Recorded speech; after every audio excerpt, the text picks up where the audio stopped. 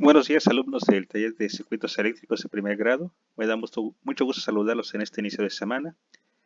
El día de hoy aprenderemos un tema muy importante, los metales como conductores de la electricidad. ¿Qué aprendizaje esperamos que ustedes obtengan de esta clase? Distinguir la función de los materiales en la energía en los procesos técnicos. Bien, para iniciar la clase, quiero hacerles una pregunta. ¿Por qué el cobre es el material más usado para fabricar conductores eléctricos? Hasta ahorita no hemos ocupado ningún otro material. Sabemos que los metales son buenos conductores de la electricidad, pero ¿por qué solamente ocupamos el cobre? Hay varias razones importantes para ello. La primera de ellas, debemos de saber que todo conductor eléctrico ofrece cierta resistencia al paso de la corriente. Mientras menor resistencia presenta, mejor conductor es. Los metales en general son conductores de la electricidad. Sin embargo, su capacidad de conducción de corriente, que se le conoce como conductividad, depende de tres factores básicos: el metal, su grosor y su longitud. ¿Correcto? Eso es lo que nos va a ayudar a determinar, bueno, a saber por qué un metal sí se puede ocupar, principalmente por esta razón, por la conductividad. ¿Qué tan capaz es de conducir la corriente eléctrica? Veamos el siguiente párrafo. En la industria eléctrica se considera la plata como el mejor conductor, pero su alto costo limita considerablemente su uso y se aplica únicamente en algunos circuitos de alta tecnología. El cobre es el metal con las mejores características de conducción y su costo es relativamente bajo. Por ello es el conductor metálico más utilizado. El tercer metal de mayor uso es el aluminio, que presenta mucho más resistencia en comparación con el cobre. Sin embargo, es más barato, ligero y maleable. ¿Correcto? Entonces, ¿quedó clara la respuesta a la pregunta? Obviamente hay mejores materiales que el cobre, pero debido a su costo como lo es la plata, el cobre es el mejor material porque es económico, tiene buenas características de conducción y no es tan costoso como lo podría ser la plata. Y después del cobre sigue el metal, que es el aluminio, pero también obviamente tiene menos características buenas que el cobre. Por ello el que siempre hemos ocupado en el taller y con el que hemos hecho las prácticas es el cobre. Ahora vamos a ver la siguiente lámina. En esta lámina vamos a ver por qué el cobre es un buen conductor. Es cierto, van a ver en la tabla que hay metales que están en primer lugar que el cobre, pero debido a que el cobre es más económico y también es un material muy maleable, es el que se ocupa principalmente para fabricar los conductores. Vean, aquí se corrobora lo que aprendimos en el párrafo anterior. La plata es mejor conductor. Recuerden que hay una palabra nueva para ustedes que aprendieron, que es conductividad. Quiere decir que tiene menor resistencia al paso de la corriente eléctrica y por eso es mejor conductor. La plata, como pueden ver, tiene una resistencia menor a 1, tiene 0.9. Por eso la plata es muy buen conductor, pero debido a que cuesta muy caro, el extraerlo, el fabricarlo, pues no se ocupa mucho, solamente en circuitos de alta tecnología. Por eso es que el cobre recocido tiene valor de 1. Y a partir del cobre hacia abajo podemos ver diferentes metales que también pueden conducir electricidad. Por ejemplo, el siguiente después del cobre es el aluminio. En los cables que ocupa la Comisión Federal de Electricidad, este metal es muy ocupado para poder transmitir la energía eléctrica desde los postes. En la industria eléctrica, en el área de las casas, el cobre es el más ocupado y es el que estamos aprendiendo a utilizar. Como pueden ver, hay diferentes materiales. Como son metales, sí pueden conducir la electricidad, pero tienen características de una alta resistencia, por lo tanto no son buenos conductores. Y por ello, cuando ustedes hagan una instalación y alguien les diga, oye, puedes ocupar una varilla para hacer el neutro o puedes ocuparlo como regreso de tu instalación, no lo hagan, Porque vean, el alambre de hierro tiene una resistencia de 6 y el cobre solamente 1. ¿Qué quiere decir esto? Que el alambre de hierro o el alambre de acero y el hierro colado con que se hace la varilla o los ensambres de las cadenas no son buenos conductores y por lo tanto no van a tener una buena conductividad. Tengan mucho cuidado y no lo hagan. Siempre ocupen lo que es cable de cobre.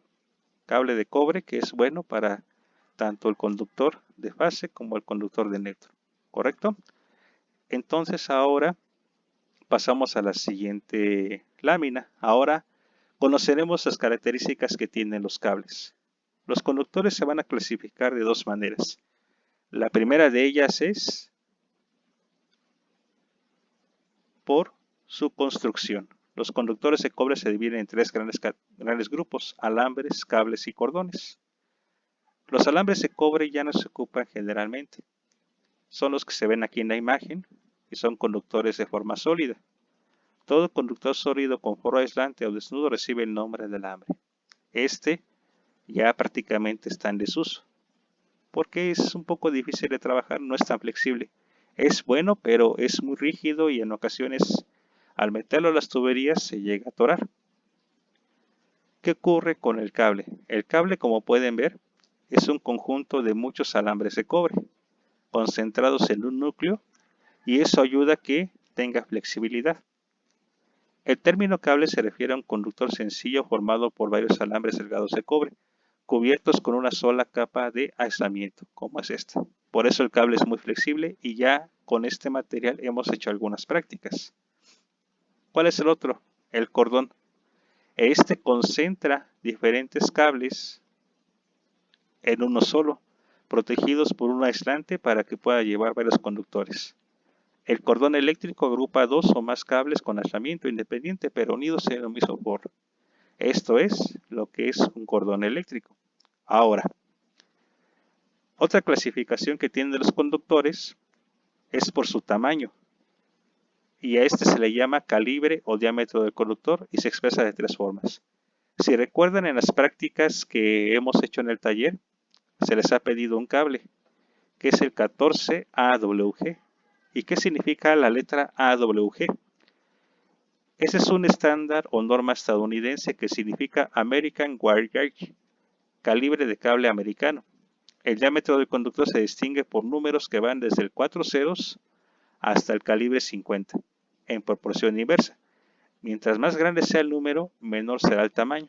Y ahorita vamos a ver una gráfica que nos va a explicar cómo se clasifican los conductores de acuerdo a esta normativa, la normativa americana o estadounidense.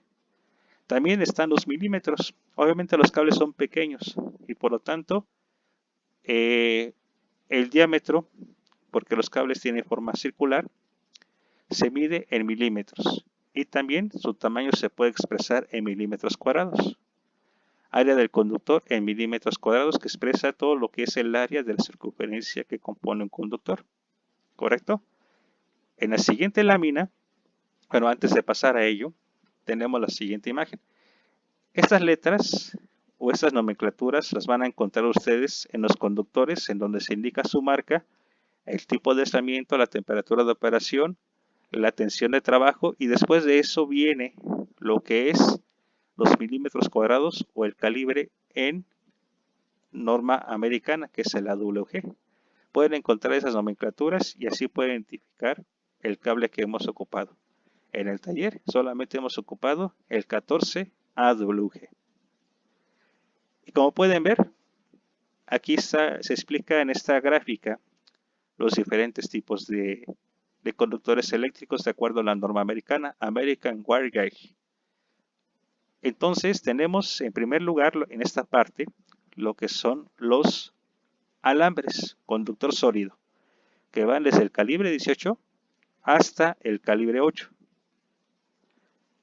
Hasta ahí llegan los conductores sólidos, los alambres, pero obviamente ya este tipo de conductor ya no se fabrica mucho, solamente sí se puede pedir, pero fabricación especial generalmente. Ahora, ¿cuáles son los más comunes? Lo que son los alambres, un conjunto de hilos de cobre sólido, pero concentrados en un solo conductor o en un solo diámetro, como pueden ver aquí. que va desde el calibre 14, que es el que hemos ocupado, hasta el calibre que es 500 kilocirculas mil. Es una nomenclatura también que más adelante les voy a explicar, pero llega hasta el calibre 500, 400, 350, 300, 400, 250, se le llama KCM, kilocirculas mil. Es un término que luego les voy a explicar. Y los ceros hasta aquí llegan, 3 ceros, 2 ceros, 1 cero, y empieza el número. Como se pueden dar cuenta, entre más grande sea el número que va del 1 al 14, más pequeño es el cable. Y mientras más pequeño sea el número, es más grande el diámetro del cable. Esto es lo que tiene que ver con la norma americana. Y esto es lo que aprendimos el día de hoy en la clase de cómo los metales se ocupan en la fabricación de los conductores eléctricos. En resumen, vimos que el cobre es el más utilizado. ¿Por qué? Porque es un material de fácil extracción, es un material maleable y tiene un bajo costo de producción a diferencia de la plata.